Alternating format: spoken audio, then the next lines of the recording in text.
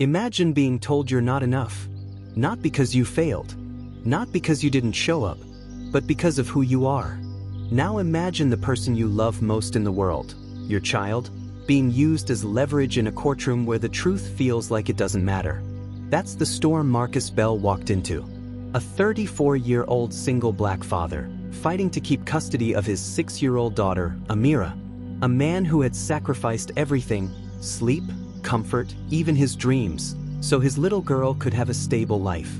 But when the mother who once abandoned Amira returned to take her back, Marcus discovered just how unforgiving and biased the system could be. This is the story of how Marcus nearly broke under the weight of a custody battle, until the truth rose from the shadows, setting him free. Marcus's mornings were simple but full of love. He woke up before dawn, brewed a pot of coffee, and packed Amira's lunch, always cutting her sandwiches into little heart shapes. He braided her hair, sometimes clumsy with the twists, but Amira always giggled. "It's okay, Daddy. You tried." To outsiders, Marcus looked like any other hardworking father.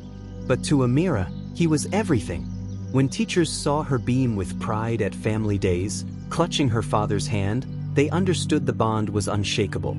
But the past has a way of circling back. Vanessa, Amira's mother, had walked away when her daughter was just 2. Too overwhelmed, too restless, too unwilling to stay. For years, she was nothing more than a fading memory in Amira's mind. Until the day she returned. When the custody papers arrived, Marcus felt the world tilt. Vanessa wasn't asking for joint custody. She wanted full custody. And she came armed with a high-priced attorney.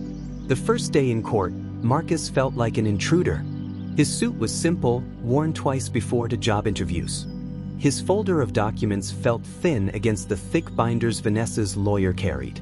Then his eyes fell on the judge. Judge Harold Whitmore. Gray-haired, stern-faced, known for his traditional values. From the start, Marcus felt the weight of scrutiny pressing on him. "Mr. Bell," the judge said, peering over his glasses, "you claim to have provided for your daughter. Yet you work 2 jobs. Who is raising the child while you're away?" The words stung. Not as a question, but as an accusation. Marcus straightened. "Your Honor, my sister cares for Amira during my night shifts.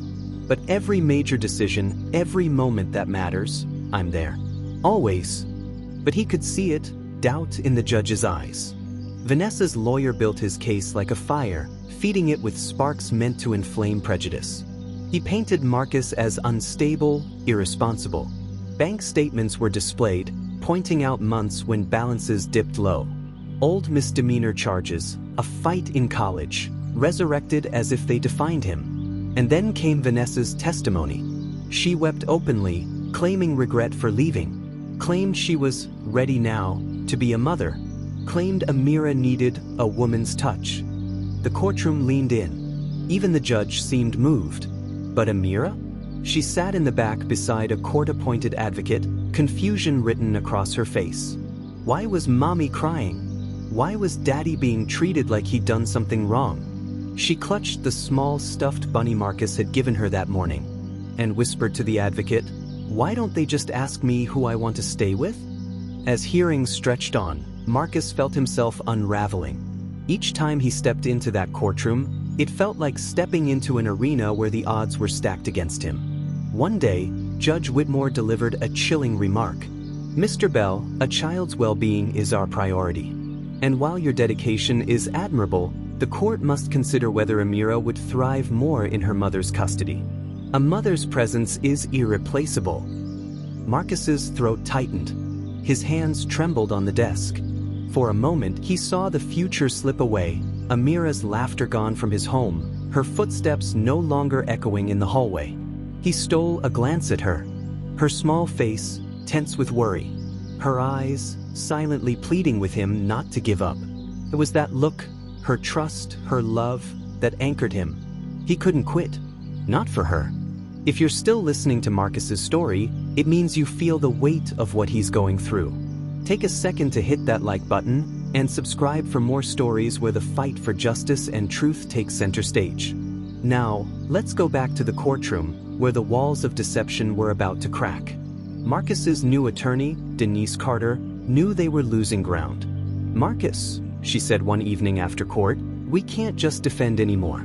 We need to go on the attack. There's more to Vanessa's story, I can feel it." She dug into records, following threads Vanessa thought she had buried. Days later, she came to Marcus with a thick folder. And what was inside changed everything. But Denise didn't reveal her cards right away. She built suspense in the courtroom. First, she asked Vanessa simple questions about her employment. Vanessa gave vague answers. Then about her finances. Vanessa fumbled. The tension in the room thickened. The judge leaned forward. Denise's voice sharpened.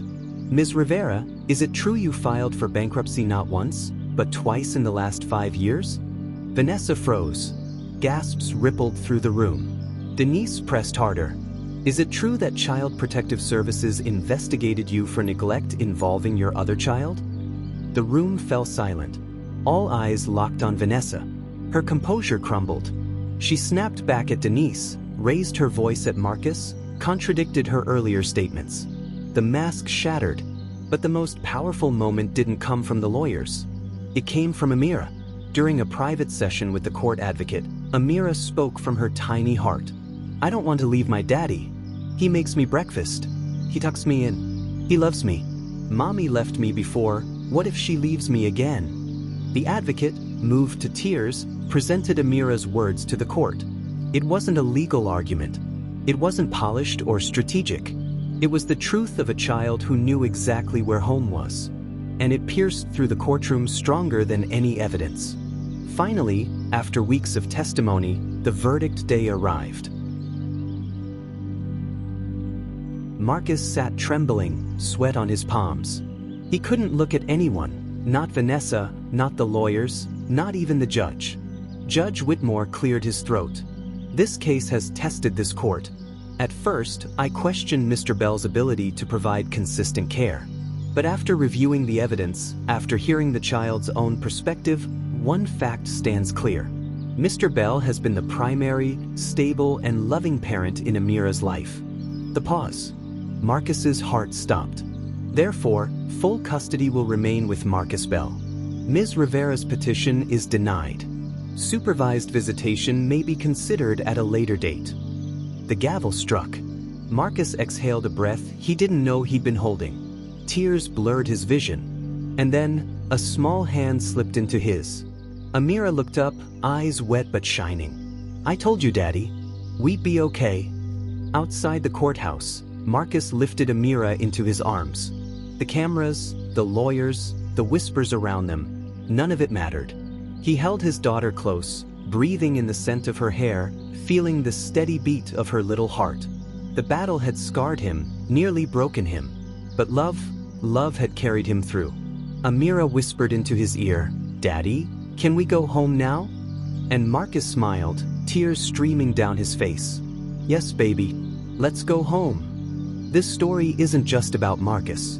It's about every black father who has had to fight twice as hard to prove what should already be obvious, that love has no stereotype. The system nearly broke him. But the truth? The truth set him free. And in the end, Amira's words said it all. Home is where love stays. If Marcus's fight moved you, if you believe in stories where truth prevails against impossible odds, take a moment to subscribe to Melanin Chronicles. Here, we honor the struggles, resilience, and victories that deserve to be heard.